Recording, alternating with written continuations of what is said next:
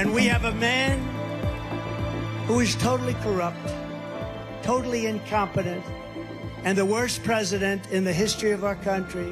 And he is in no condition to lead, and is now in charge of dealing with Russia and China and all of these countries on possible nuclear war.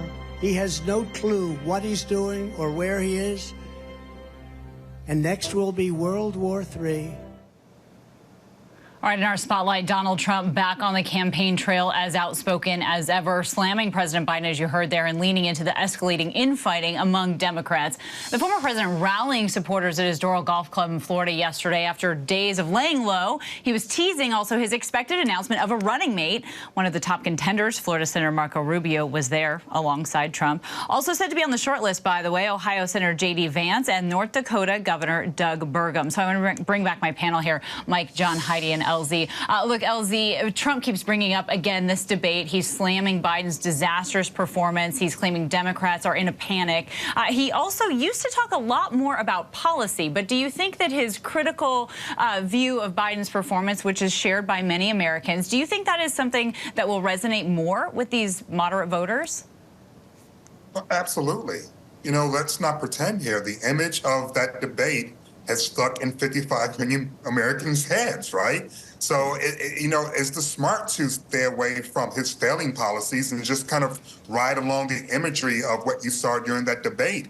I will say, though, that it's also smart to kind of float the VP name out there as you're on the campaign trail, because, again, that keeps the narrative away from his own issues, both legally as well as his own record. Certainly. And so, Heidi, then what is the Democratic response here when they hear this essentially lambasting from former President Trump? Well, I think the response is what it always is. He's a blowhard who doesn't know what he's talking about and threatens the democracy in this country and the global world order. And he is the biggest asset that the Democrats have, because regardless of who our candidate is, he is wildly unpopular with our base and doesn't score well among independents. Nothing he said there would matter in the long run.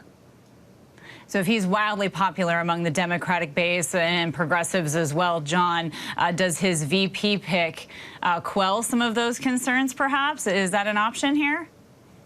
You know, I think it depends. I mean, I think, let's not forget, Trump's negatives are almost as high, if not higher, than Biden's. There's a concern about Biden's cognitive impairment, but Trump's negatives are astronomically high. They'd be fatal in any other situation, I think. So I don't know if that's going to make that much of a difference, a VP candidate. But if I was him, I'd wait till the very last minute, because you got to wait and see who's going to be presidential candidate on the Democrat side. If it's an African-American, if it's an Hispanic, if it's a woman, you're going to want to make some adjustments probably. So I got to think about that, and I'd wait till last minute if I could. Oh, that's interesting. And actually, Mike, that was really my question for you here. I mean, should Trump wait and name his VP? You know, does he need to wait until Democrats have it figured out, or should he name his VP before? I need to find a new Scotch drinking buddy, Kana, because Cat Cole literally just took my answers. I don't know what to do with that one. But, I mean, this is the first time I say I concur with what Cat Cole said, because there really is no pressure on him. I mean, President Trump is playing this really brilliantly. I know many people may not think that he's a good campaign strategist, but I totally disagree. I think he's a strong campaign strategist, and I think he has the luxury of time, which normally doesn't happen for a VP selection, and so he could wait up until Monday to determine who his VP pick is, because as Katko says, he has to balance it out with what the DNC and the Democrats are going to do, and I think Democrats are waiting to figure out how Biden does tomorrow for his press conference before they make a strong press. Right. Wouldn't that be a way to kick off Monday's Republican National Convention? All right, Mike, John, Heidi, and LZ, our thanks to you as always.